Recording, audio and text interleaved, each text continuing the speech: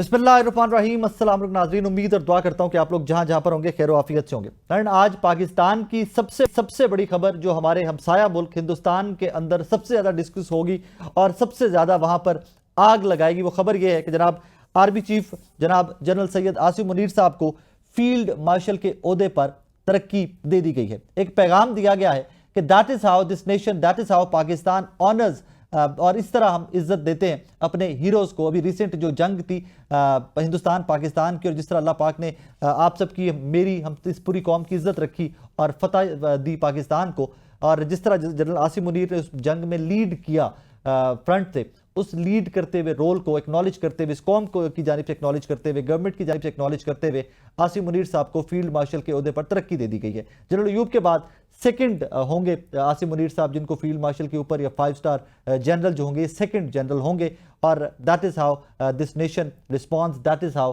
This nation acknowledges our heroes. इस तरह हम अपने हीरोज़ को याद रखते हैं, हम उनको एक्नॉलेज करते हैं, उनकी एफर्ट्स को, उनकी मेहनत को, उनकी काविशों को एक्नॉलेज करते हैं। और इसी के ऊपर आज पहले सेगमेंट में बात करेंगे। आगे बढ़ते हुए सेकंड सेगमेंट के ऊपर फिर से वॉर रिलेटेड ही स्टोरी है। एक वॉर रिलेटेड इस तरह है कि जहां पर हिंदुस्तान पाकिस्तान से जंग हारा मैदान जंग के अंदर, वहीं पर नैरेटिव की वॉर भी हार गया। नैरेटिव की वॉर हारते हारते जो हिंदुस्तान के अंदर सिख बहन भाई हमारे मौजूद हैं, उनकी सपोर्ट भी खो बैठा।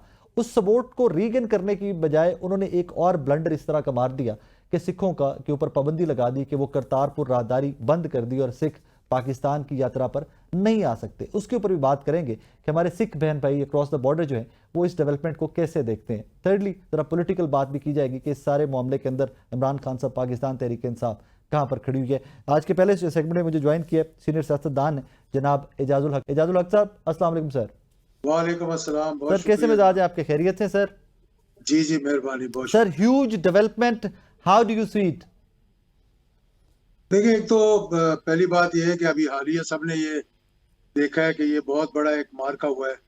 हिंदुस्तान ने एक बहुत बड़ी एग्रेशन की, हमारे सिविलियन जो जगह है उनको टारगेट बनाया, और फिर जिस तरह से हमारी एयरफोर्स ने रिस्पॉन्ड किया, अब लड़ाई जो जंग है ना उसका तरीक़ाकार बदल चुका है।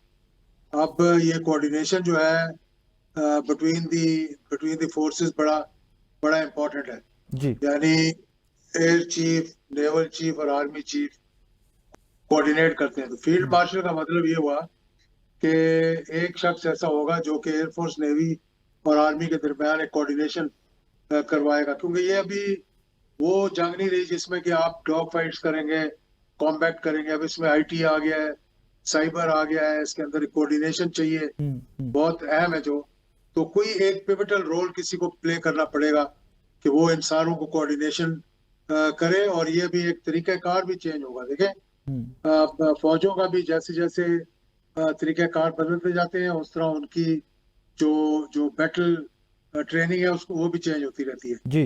तो ये इसलिए किया गया है मेरा ख्याल है कि क्योंकि अब तरीक़ाकार लड़ाई का जो जंग का बदल गया है। एयरफोर्स, नेवी और आर्मी के दरमियान जिस तरह आपने देखा कि DG-ISPR के साथ दोनों लोग बैठते थे बताने के लिए, तो वो कोऑर्डिनेशन जो है वो इस किस्म की होनी चाहिए कि ये यकमुश्त होके जंग के अंदर जाएं। तो उसके लिए मेरा ख्याल है कि ये ऐसे ओहदे की जरूरत थी। और मेरा ख्याल है क्योंकि हमेशा पाकिस्तान की तारीख में रहा है कि फौज ने ही डोमिनेट किया, क्योंकि सबसे बड़ा अदारा ही फौज है। सबसे बड़ी पॉपुलेशन जो है फौज की है, मतलब नुमाइंदगी फौज की है। तो इसलिए फौज का सरबराह ही फील्ड मार्शल बनेगा और वही एयरफोर्स, नेवी को कोऑर्डिनेट करेगा। और आगे अब देखते हैं कि किस तरह से इसके लेजिस्लेशन होती है। सर इसका एक एंगल और भी है ना, जिसके ऊपर मैं थोड़ी सी आपसे रिक्वेस्ट करूंगा कि उस पर भी थोड़ा सा एलैबोरेट कीजिएगा कि हमने देखा जब ये जंग चल रही थी तो इंडियन मीडिया के प्रोपोगेंडा का डायरेक्टली हदफ जनाब आसिम मुनीर साहब थे। तो उसको भी तो पाकिस्तानी कौम ने, पाकिस्तान की हुकूमत ने आज इस डेवलपमेंट के बाद एड्रेस कर दिया ना। देखिए, ये दुश्मन तो उसी को हदफ बनाएगा ना जिससे डरेगा जी। दुश्मन ने किसी दोस्त को तो हदफ नहीं बनाना आपने जी। क्योंकि उनके जो दोस्त थे वो तो खामोश तमाशाई बने हुए थे। तो जनरल आसिम मुनीर ने उनको एक फिटिंग जवाब दिया है, तो इसलिए उन्हीं का नाम सामने आ रहा था। तो हमने इंटरनेशनल कम्युनिटी को भी अपने हीरोज को एक्नॉलेज करके we have given the message के जनाब we are there to respond. देखिए, international community has too lot to learn from Pakistan now, from China also, यानी कि खाली पाकिस्तान से। पाकिस्तान ने ये साबित किया है कि टेक्नोलॉजी इस वक्त जो है, सुपीरियर टेक्नोलॉजी जो है वो चाइना के पास है, और उसको कन्वर्ट करने की सलाहियत जो है वो पाकिस्तान के पास है। तो अब दुनिया के वॉर कोर्सेज में, स्टाफ कॉलेजेस में, दुनिया की वॉर की तालीम में पाकिस्तान का और मौजूदा हालिया तारीख का ये जो साइबर हमला हुआ है, जो कि उनके रडार्स को जैम किया गया है, जो कि उनके मूवमेंट को बिल्कुल जैम कर दिया गया है ताकि उनका जहाज टेक ऑफ ही ना कर सके, और प्रिसाइज जो टारगेट बनाए हैं, उनके हदफ जो बनाए हमने, वो एक मिसाली है जो दुनिया की जो अब अफवाज की जो है ना तारीख, उसकी मिसाल लिया करें। सर एक और पॉइंट भी यहाँ पर, आपसे कुछ देर पहले सलमान अकरम राजा साहब इमरान खान साहब से मुलाकात करके निकले, तो उनकी स्टेटमेंट भी है कि पूरी कौम को मुत्तहिद होना चाहिए। इस सारी आज तक की डेवलपमेंट के अंदर भी पाकिस्तान तहरीक इंसाफ लगता यह है कि हुकूमत के साथ बिल्कुल इस एक एंगल के ऊपर खड़ी है कि एंटी इंडिया कोई भी चीज़ जो इंडिया की जारहियत है उसके anti, we are all together. Is that positive sir? बहुत पॉजिटिव है, मुल्क के लिए इकट्ठे होना चाहिए। मैं तो बहुत देर से कह रहा हूँ कि अपने से बालतर होकर सोचें और पाकिस्तान के लिए सोचें, क्योंकि इसमें से भी लोगों ने अपनी अपनी ना वो जो हाजतें हैं वो पूरी करने की कोशिश की है, जो कि गलत बात थी।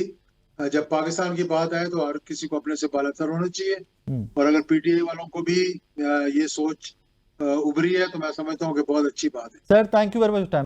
नाज़रीन अब बात करते हैं जनरल जाहिद साहब से, हमारे साथ हैं। जनरल साहब अस्सलाम वालेकुम। सर जी वालेकुम सलाम। सर कैसे मिजाज हैं, खैरियत से हैं आप? जी अल्लाह का शुक्र है जी। सर ह्यूज डेवलपमेंट, हमने हिंदुस्तान को, पूरी दुनिया को एक पैगाम दिया है कि that's how we honour our heroes, क्या कहिए सर? जी I think it's a huge day, कोई इसमें शक नहीं है, और ये एक रिकग्निशन है, ये अवाम की रिकग्निशन है, अवाम की रियलाइजेशन है, क्योंकि गवर्नमेंट आपको पता है constitutionally this is a government decision, prime minister का डिसीजन होता है और कैबिनेट अप्रूवल देती है, कॉन्स्टिट्यूशनल चीज हुई है। और जिस तरह देखिए, जिस तरह ऑपरेशन जब खत्म हुए तो जिस तरह अफवाज ने अपनी अवाम का शुक्रिया अदा किया और रिकग्नाइज किया, उनकी रियलाइज किया उनकी सपोर्ट को, क्योंकि उसके बगैर इंडिया जैसे मुल्क को 4 दिनों के अंदर इतना बड़ा जवाब देना वाज नॉट पॉसिबल। तो उसी तरह अभी अवाम ने, अवाम के नुमाइंदों ने और गवर्नमेंट ऑफ पाकिस्तान ने रिकग्नाइज किया है चीफ ऑफ आर्मी स्टाफ की खिदमत का, और द वे उन्होंने जिस तरीके से हैंडल किया है इस न्यूक्लियर ओवरहैंग के नीचे जो स्पेस फॉर वॉर क्रिएट करने की कोशिश की गई थी, तो उसको जिस तरीके से काउंटर किया, तो आई think it's a big thing. तो ये अवाम और अफवाज के मिलाप का एक नतीजा है। बस दुआ करें कि अल्लाह ताला ये पाकिस्तान के लिए, हमारे दिफा के लिए, हमारी अफवाज के लिए, हमारी अवाम के लिए और हमारे पाकिस्तान के लिए बहुत अच्छा फैसला साबित होगा इंशाल्लाह। और जल साहब एक और पॉइंट सिर्फ मैं आपसे पूछना चाहूंगा कि फील्ड मार्शल के ओहदे पर तरक्की के बाद नेवी की, एयरफोर्स की, आर्मी की कोऑर्डिनेशन में मजीद बेहतरी भी आएगी सर?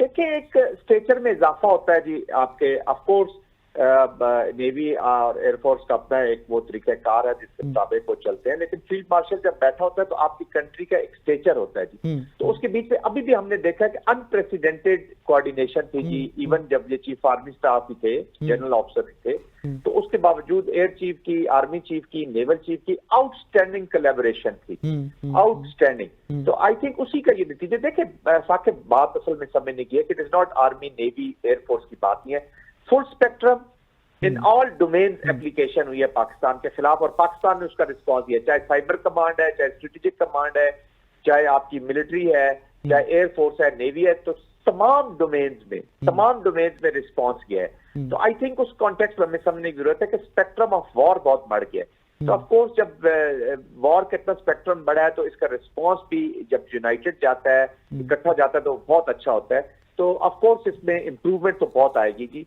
और होपफुली विद दिस रैंक देखिए सब ने रिस्पांस, तो पाकिस्तान का रिस्पांस है जी, नेशनल रिस्पांस की डेवलपमेंट करनी, वो दैट इज मोर इम्पोर्टेंट। तो वो जब एनर्जी के साथ चीजें होंगी तो बहुत अच्छी होंगी। Sir thank you very much time. General साहब बहुत शुक्रिया आपके वक्त का। नाज़रीन, मेजर जनरल रिटायर्ड जाहिद हमारे साथ मौजूद थे, और यही एक नुक्ता जो आज आई थिंक पूरे पाकिस्तान के अंदर डिस्कस होना भी चाहिए और डिस्कस हो भी रहा होगा, कि हमने एक पैगाम दिया है कि जनाब जहां पर आप तनकीद कर रहे थे, यू न्यू दैट कि आपको बिफिटिंग रिप्लाई यहां से मिला है, that is how this nation acknowledges, honours their heroes.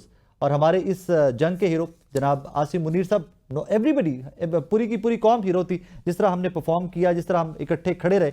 लेकिन आज आसिम मुनीर साहब को एक्नॉलेज करके, फील्ड मार्शल बना के हुकूमत ने, अवाम ने, कौम ने एक्नॉलेज करके मजीद कोऑर्डिनेशन को बेहतर, और इन डेज टू कम अल्लाह ना करे कि अगर कोई एडवेंचर या मिस एडवेंचर हिंदुस्तान करता है तो मजीद बेहतर तैयारी के लिए एक बहुत बड़ी ये डेवलपमेंट है। एक छोटा सा ब्रेक लेना, मुझे ब्रेक के बाद वापस आ रहे हैं मेरे साथ।